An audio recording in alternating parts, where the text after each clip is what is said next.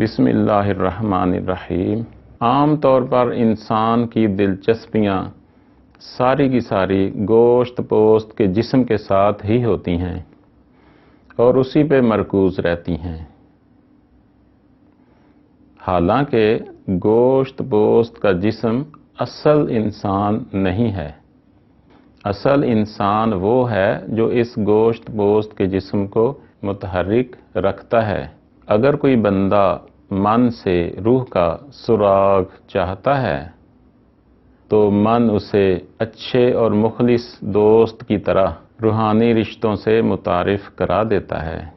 من نہ صرف اسے بتا دیتا ہے بلکہ دکھا بھی دیتا ہے کہ روح پاک ہے، نور ہے، پاکیزگی ہے اور جسم کثیف ہے۔ یہ مادی دنیا اور گوشت پوست کے جسم کی دنیا دوئی کی دنیا ہے۔ ابھی ہم سکھی ہیں اور ابھی ہم دکھی ہیں۔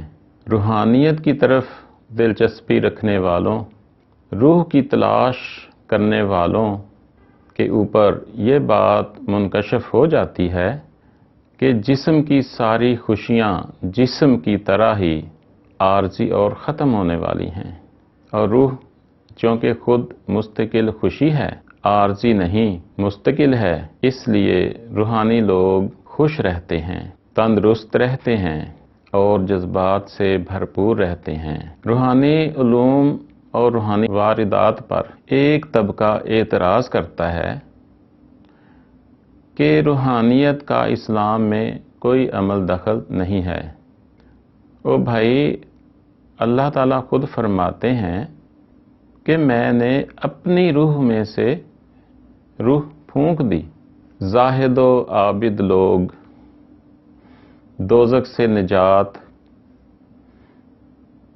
اور جنت کی ابدی نعمتیں حاصل کرنے کے لیے عبادتیں کرتے ہیں، جبکہ روحانی لوگ بھی عبادت کرتے ہیں اور ہمہ وقت اللہ کی طرف متوجہ رہتے ہیں، لیکن ان کے پیش نظر طمع، لالچ یا جنت مقصد نہیں ہوتا۔ وہ صرف اس لیے اللہ کے ساتھ وابستہ رہتے ہیں کہ ان کی زندگی کا مقصد اللہ کے علاوہ دوسرا نہیں ہوتا۔ صلی اللہ تعالی علی حبیبہ محمد وسلم۔